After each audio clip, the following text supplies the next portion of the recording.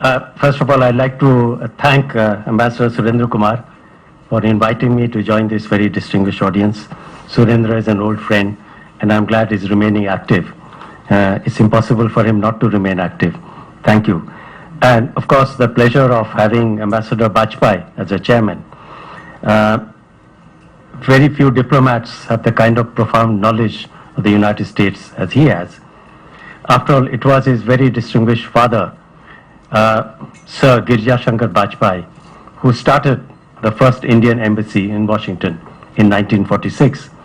And he had the unique experience of going back to Washington to live in the same house and sit in his father's chair. Great to have you here, sir. I'm going to start with a disclosure. I am a dedicated, committed, often vilified champion of better Indo-US relations. But please note, I'm a champion of Indo-US relations.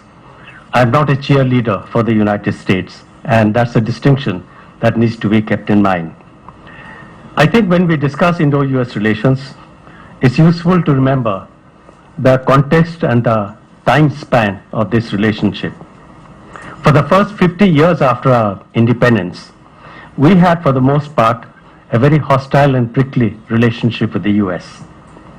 The late Senator Moynihan once described it as, and I'm quoting, half a century of misunderstandings, miscues, and mishaps. That's what the relationship was like. We were what is called estranged democracies. And then during the presidency of Bill Clinton, the turn started. There were 5 years of transition till the time Bill Clinton came in 2000 on a path-breaking visit. And since then, there have been 15 years, almost 15 years, of a strategic partnership. The point I'm trying to make is, this is still a very young relationship, and it is often work in progress. When people get worked up about bilateral crises which happen in relations, I find it useful to remind ourselves of the bigger picture, because that's what diplomats are supposed to do. I got an idea from something that my good friend Rick Inderfurth, who used to be Assistant Secretary of State in the State Department during Clinton's administration. Before Clinton came to India, he gave Clinton a half-page note under the title 10 reasons why India should be the US should be friends with India. And he gave 10 brief points which Clinton carried with him.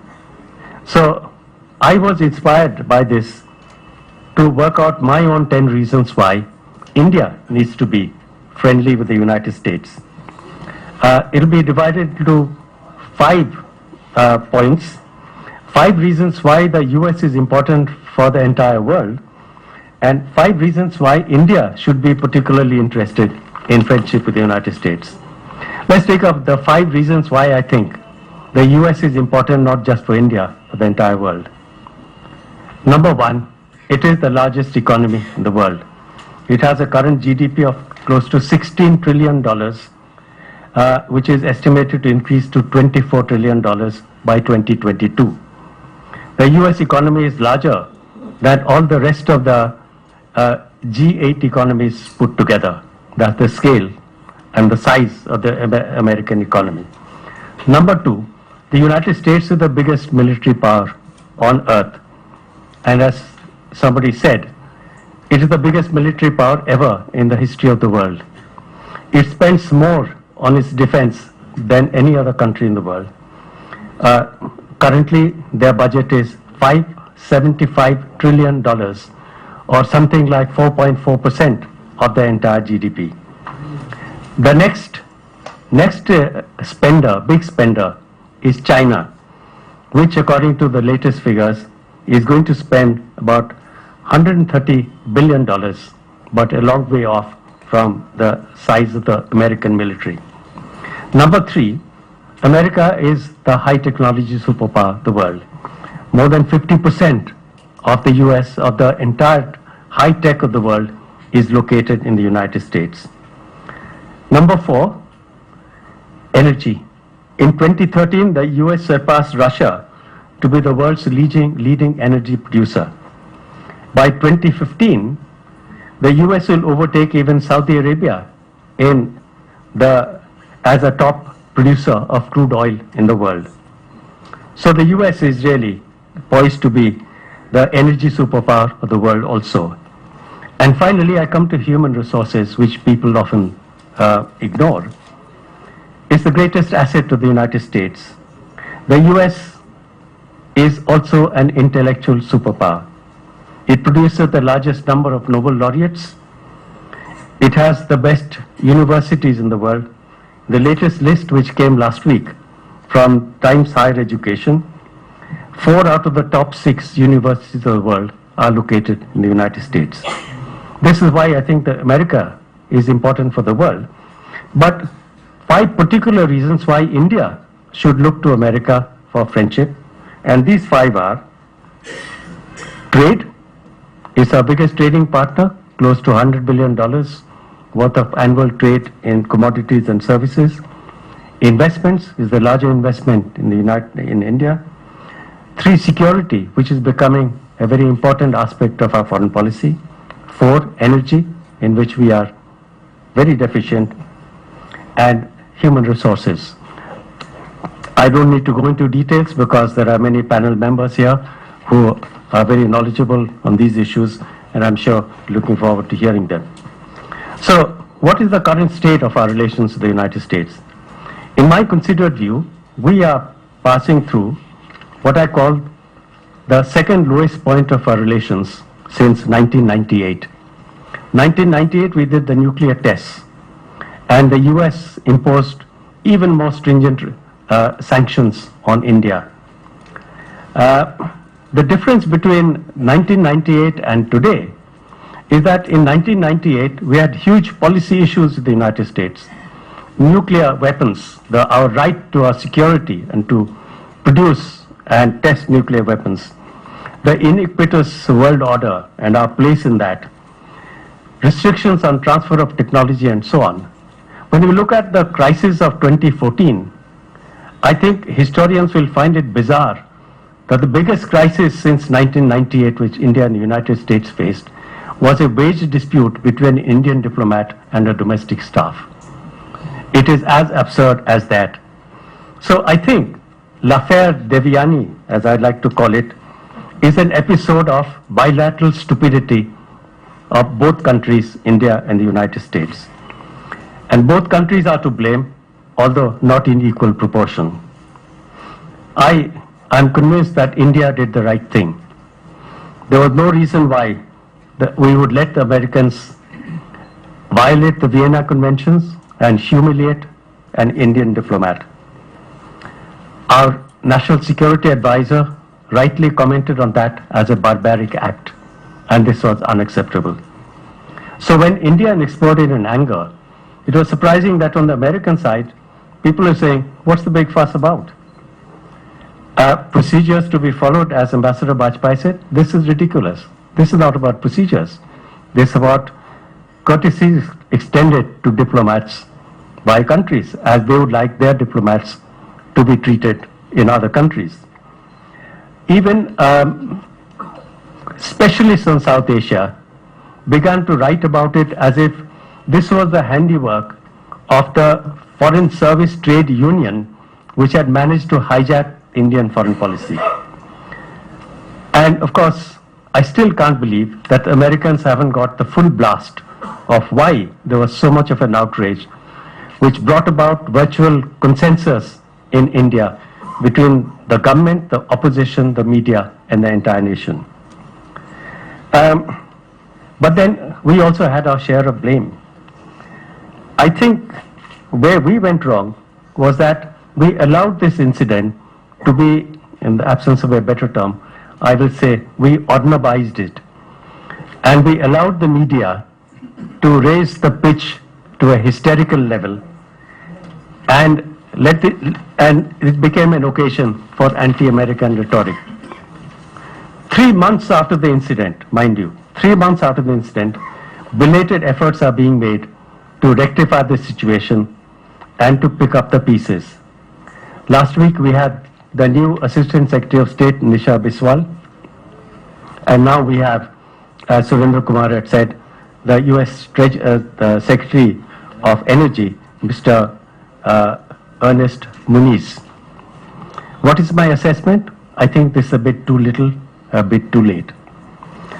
There's still a lot of broken glass lying around, and neither side is picking it up. The Devyani case has been discussed, but the Devyani problem has not been resolved. And I think after Nisha Biswal met the Foreign Secretary, Sujata Singh, she got the message which came out in the papers the next day, because the Foreign Secretary said that unless this issue is resolved, we cannot proceed with our relationship. And I think the Americans must take this seriously. But there are issues, and here I would say this is an issue, but not the most important issue. We have a lot of fault lines in our bilateral relationship. So since a yellow rose has been presented to me, I'm going to just list the issues and ask our panelists to deal with them. We have problems in the pharmaceutical sector over the enforcement of patents and compulsory licensing. We have problems in the telecom sector over the preferential market access issue. Nuclear power sector over the nuclear liability law. Multi-brand retail about local procurement. We have even a problem in the solar power sector where the Americans don't like the government of India saying batteries produced in India have to be used in solar projects. We have taxation issues with not only Americans but lots of countries questioning our what they call capricious and retrospective tax laws. The cracks have widened to other areas. We used to have dialogues on the regional situation, but today we find that we don't have much of a meeting of minds on the regional situations. On Pakistan, we have a chronic problem in understanding the US policy of treating Pakistan with velvet gloves when everybody acknowledges that Pakistan is the epicenter of terrorism and a potential source of nuclear terrorism. Bangladesh, we can't understand why the US is supporting the BNP of Begum Khalida Zia and the Jamaat, who are quite obviously interested in subverting the democratic process. In Sri Lanka, we have problems, pressure from outside, from the US and from within India. On the global level, does anybody remember that President Obama, when he came in 2010, made two promises. One, that the US will act for getting India into the Security Council as a permanent member. And two, thank you, that we would be made members of the international nuclear bodies. So let me conclude. Are we at the crossroads? I agree with Ambassador Bajpai. This is no crossroad. There are four choices in the crossroad. You can go back, or you can go forward, you can go left, and you can go right. No, we are on the same road. The imperatives of our strategic requirements compel us to go on the same path. The path is bumpy because the road is badly maintained by the government on both sides. But we need to go forward, and we need to get over this short-term handling of problems and look at the bigger picture. So let me conclude by saying that we should revert to the big picture. And I hope when we have a new government here with new energy, new leadership, that will be done. And hopefully when Obama, after he's become a lame duck president, there will be a fresh look at Indo-US relations. But I want you to remember the 5 points of what that big picture looks like. One is, we should join the common resources of India and the United States to complete 5 unfinished revolutions in the sectors of food, knowledge, energy, infrastructure, and environment. 2, aim at $1 trillion economic partnership rising from the current level of $100 billion.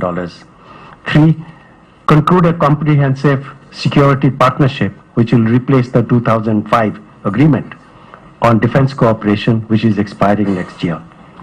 4, we need a more intensive dialogue with the US on India's arc of anxiety which relates to China, Afghanistan, Pakistan, and the Indo-Pacific area. And finally, we would like to work with the United States to create an equitable global seating order in which India will find its rightful position. Thank you.